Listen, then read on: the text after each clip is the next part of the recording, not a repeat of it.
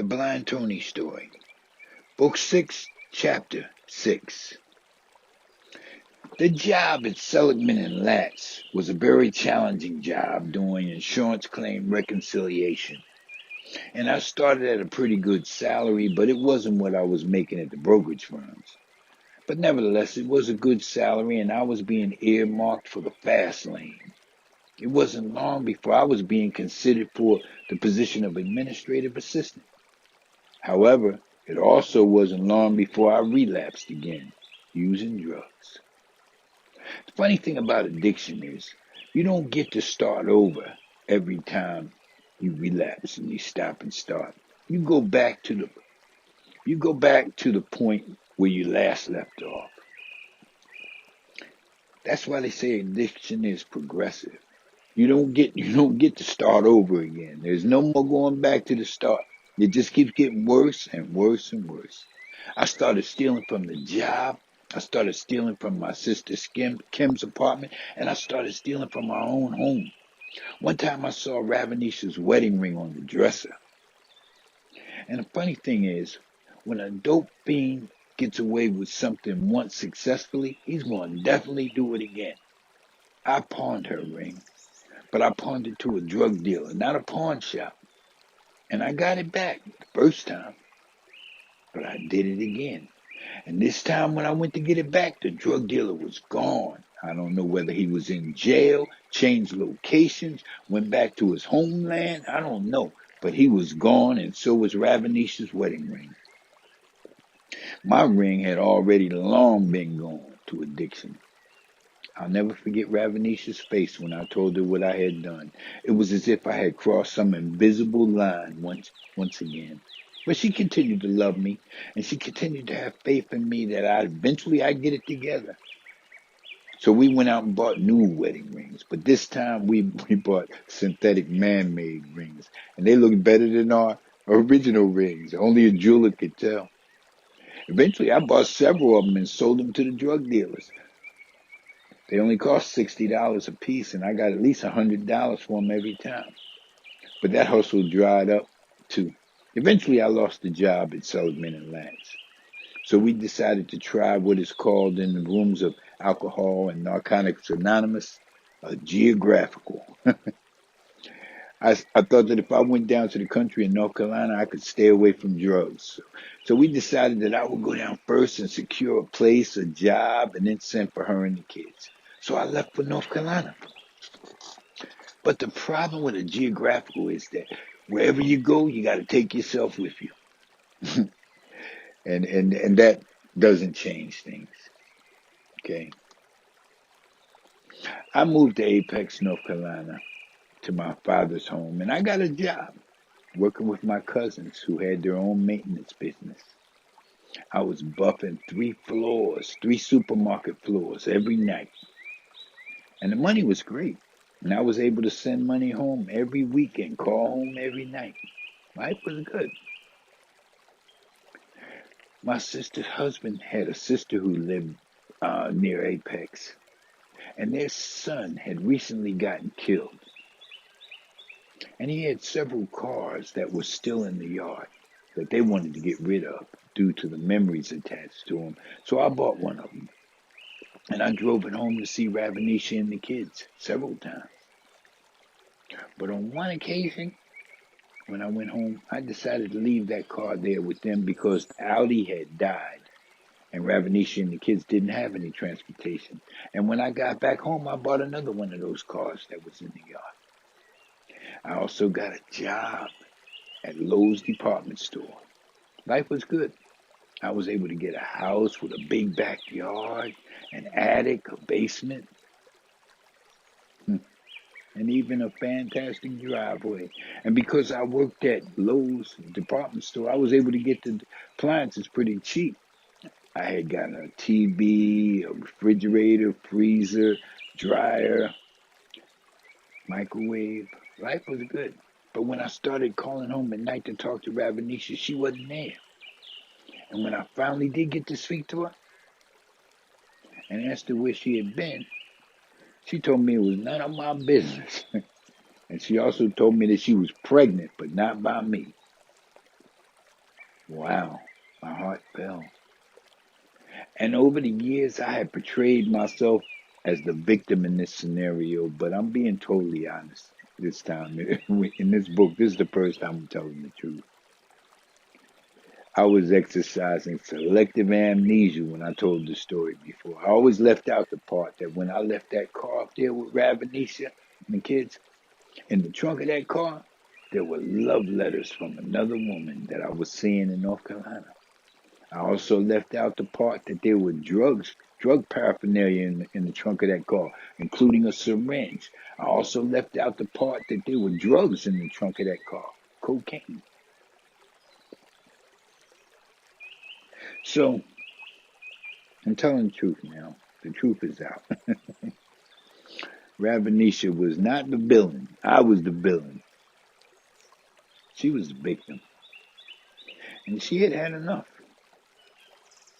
She changed the phone number, and though I was devastated, she was justified. I decided to go back up north again, but I stopped off at Mom and Dad's first for a little while. There wasn't much of a drug culture in Edenton, but I did find a thriving drug culture on the outskirts of Edenton in a couple different places. I was also able to get a job near Edenton at a department store. Based on my good references from the department store I worked in Cary. And I used to supplement my income by stealing merchandise from that store and selling it to people. $100 a load. If you had $100 cash, I would fill your truck or car up. My life had taken a downward turn, and I was undisciplined, unruly, and ungodly. And that ungodliness continued to drive me deeper and deeper into the drugs. I was getting high all the time. And eventually I got caught stealing. And it's interesting to note that I got caught stealing a kerosene heater to give to an elderly couple who had gotten burned out of their trailer. And they had no heat. It was winter time, and I felt sorry for them. And I saw them shivering in their car, trying to get warm. I told them I would give them a heater. Now, all those times I had stolen to supply my drug habit and never got caught. But that time when I stole that heater to give to those people, everything done in the darkness comes to the light. And that's eventually what happened. I was arrested. And that same night I got arrested, my car got shot full of bullet holes by somebody. It's interesting to note that every car I had at this period of time in North Carolina had bullet holes in it. That's the kind of life I was leading. My own cousins were scared to get in the car with me because you never knew what was going to happen. That's how undisciplined, unruly, and ungodly my life had become at this point. I got sentenced to 6 to 9 months for that heater in prison and eventually was given work release. But while I was out on work release, I was supplying drugs back to the inmates in the prison. I got busted again and got work release again. And then I robbed that place. My life was undisciplined, unruly, and ungodly. I was on a downward spiral leading to destruction. Everything I touched, I destroyed. Wow. It seemed like I was totally outside of God's favor at this point in my life. You know, that circuitous route that my life had taken up to this point had a lot of ins and outs and ups and downs, but God's protection was always there. But now it felt like his protection was gone. I spent a lot of time at this point, going in and out of prison. I'm not going to give you all the details. I'm not going to go into it. But my life was robberies, burglaries, jails, and prisons at this point. Confusion, loneliness, hopelessness. However, there are a couple of incidents I will talk about that happened during this period of time, prison time. Once when I was being transferred to another prison, because I had a lot of transfers, because I did a lot of complaining, and I was borrowing money from a loan shark. There were plenty of loan sharks prison 50 cents on the dollar. I had plenty of money in my account, but it hadn't caught up with me yet on the transfer. So I went to the loan shark, and he spit in my face and called me a nigger. I had never had that happen before. It was one of those prisons that was all white up in the mountains in North Carolina.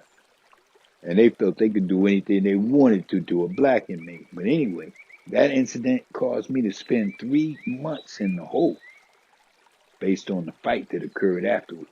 Another incident that I feel is worth mentioning is when I was in Central Prison in Raleigh, and I was an upper bunk on a tier in a room full of bunks.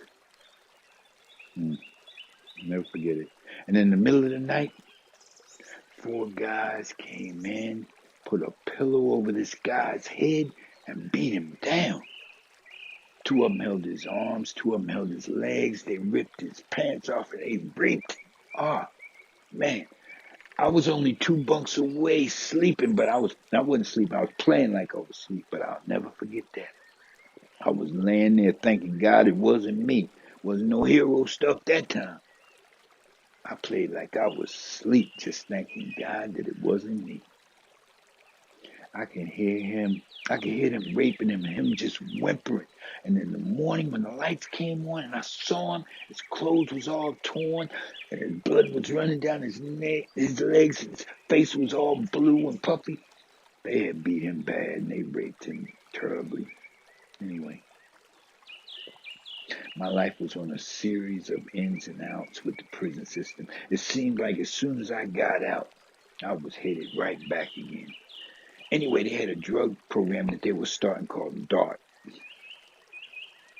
And they had limited funding. So in order to see whether it worked and in order to qualify for additional funding, everybody that graduated the program in that first group got an early release to see whether the program worked or not.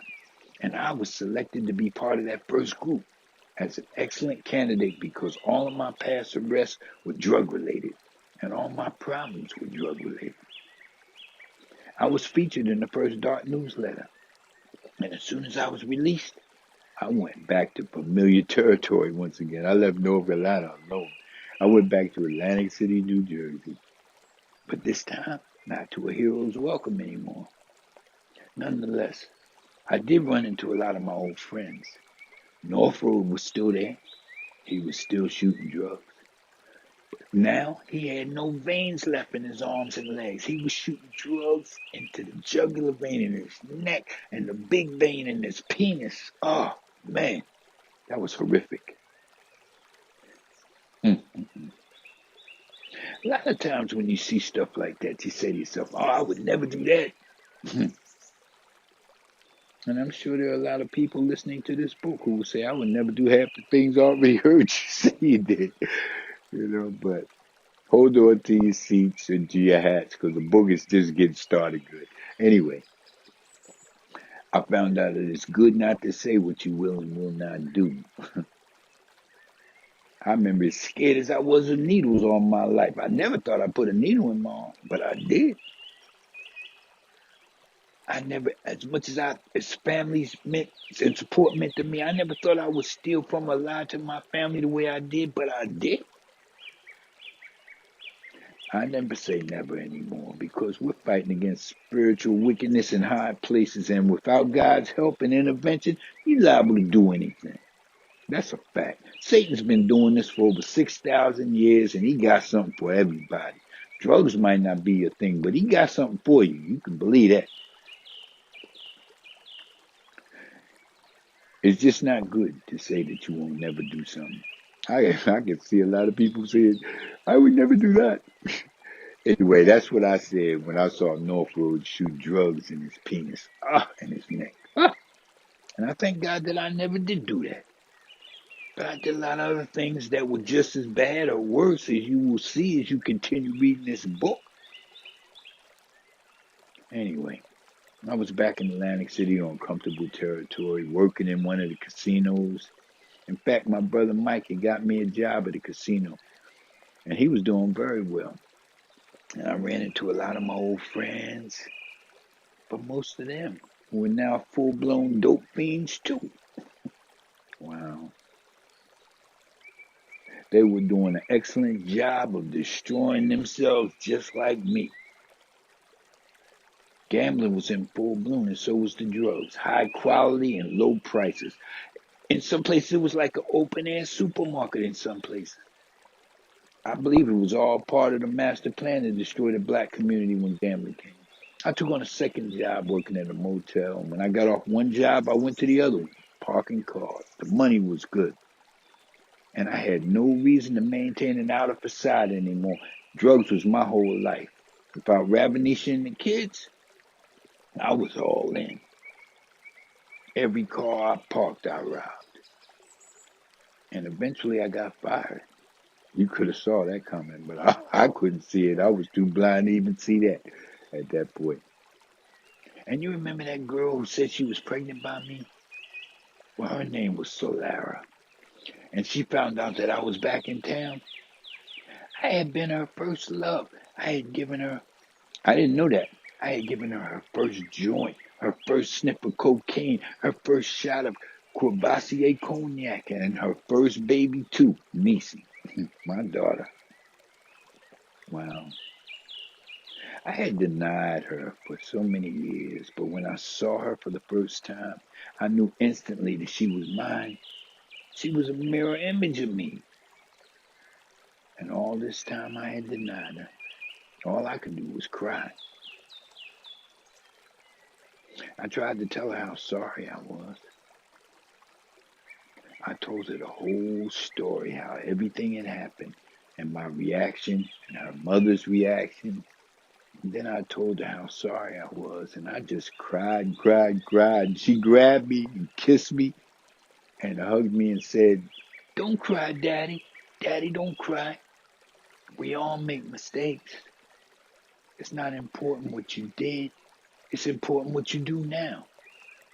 It was as if she was the adult and I was the child. Wow. I was so glad that Solara hadn't listened to me and gotten an abortion. And I was so thankful that God had given me such a beautiful, intelligent, forgiving, wonderful baby girl, my daughter. I was so proud. Life is good. But God is even better, even when we're not good.